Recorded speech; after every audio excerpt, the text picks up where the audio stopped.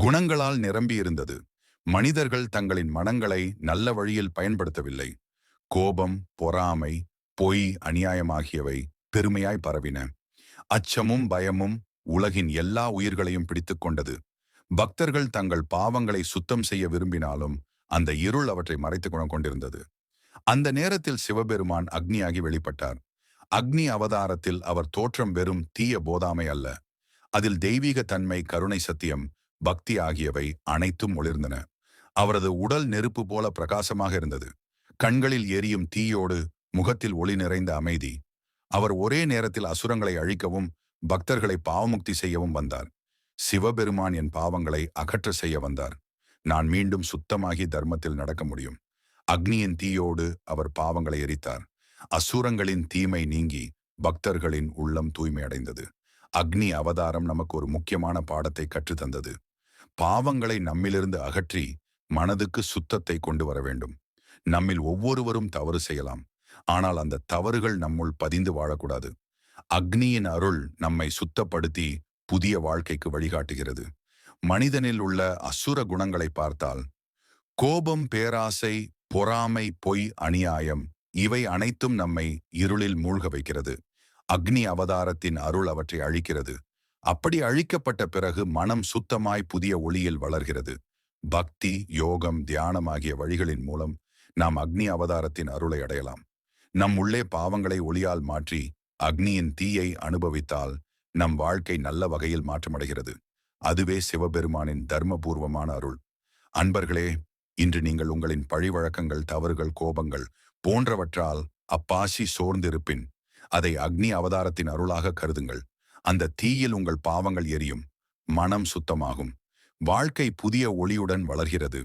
அக்னி எரிக்கும் போது அது அழிப்பு அல்ல, புது வாழ்விற்கான தொடக்கம். இதுவே அக்னி அவதாரத்தின் ஆழமான அர்த்தம். அறிவும் ஒளியும் தரும் சுத்த சக்தி பாவங்களை அழிக்கும், தெய்வீக தீ பக்தர்களை உயர்த்தும் அருள். 8வது அவதாரம். சிவபெருமான் எடுத்த புனிதமான அவதாரங்களில் ஒன்றானது ஜலவடாரம். நீர் என்பது உயிரின் ஆதாரம், சக்தி, சுத்தம், துடிப்பான வாழ்க்கை அனைத்தையும் குறிக்கிறது.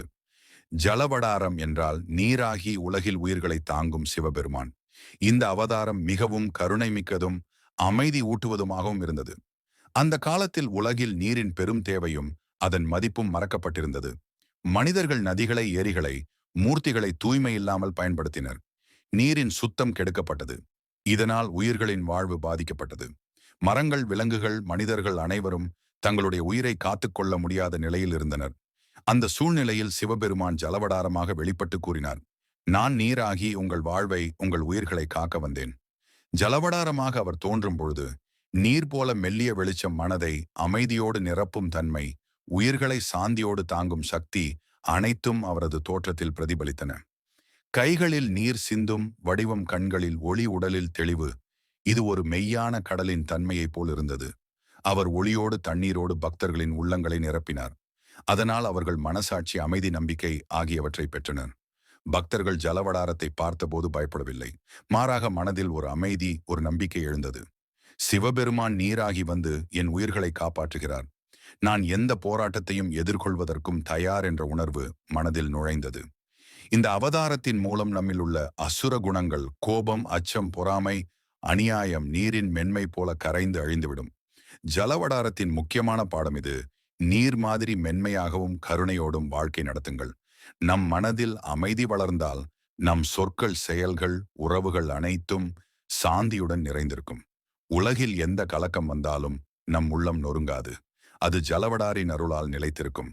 நீரின் முக்கியத்துவம், உயிர்களின் ஆதாரம் என்பதை ஜலவடாரம் நமக்கு உணர்த்துகிறார். தண்ணீர் இல்லாமல் உயிர் நிலைத்திருக்க முடியாது. அதே போலவே கருணை இல்லாமல் வாழ்க்கை நிலைத்திருக்க முடியாது. ஜலவடாரம் வெளிப்படுத்தும் அருள் இதே உலகில் அமைதி, உயிர்கள், நல்ல வாழ்க்கை ஆகியவற்றை தாங்கும் கருணை. நம்முள் உள்ள அசுர குணங்கள் மனத்தை கலக்கும் போது நம்முள் ஜலவடாரம் வெளிப்பட வேண்டும்.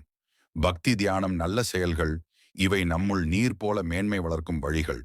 அந்த நேரத்தில் நம் மனம் ஒரு அமைதியான அனைத்து நீர்க்கோழியைப் போல அமைந்திருக்கும். இதுதான் ஜலவடாரத்தின் மெய்யான அருள். அன்பர்களே, இன்று நீங்கள் மனக்குழப்பத்திலோ, அச்சத்திலோ, கலக்கத்திலோ இருந்தாலும் அதை ஒரு வாய்ப்பாக கருதுங்கள். சிவபெருமான் ஜலவடாரமாக வந்து உங்கள் உள்ளத்தை அமைதியோடு நிரப்புகிறார். அந்த அமைதி உங்கள் மனதில் வளர்ந்தால் உங்கள் சொற்கள் செயல்கள் வாழ்க்கை அனைத்தும் ஒளியுடனும் அமைதியுடனும் நிறைந்திருக்கும். இதுவே ஜலவடாரத்தின் ஆழமான அர்த்தம். உயிர்கள் வாழ்வதற்கான நீர் போல பக்தர்களின் உள்ளத்தை அமைதியுடனும் கருணையுடனும் தாங்கும் இறைவனின் அவதாரம். 9வது அவதாரம். சிவபெருமான் எடுத்த புனிதமான அவதாரங்களில் ஒன்று வாயுவடாரம். வாயு உயிரின் அடிப்படை சக்தி, எல்லா உயிர்களையும் தாங்கும் அசாதாரண சக்தி. நாம் மூச்சு விடாமல் வாழ முடியாதபடி உலகில் உயிர்கள் நிலைத்திருக்க வாயுவே தேவையானது.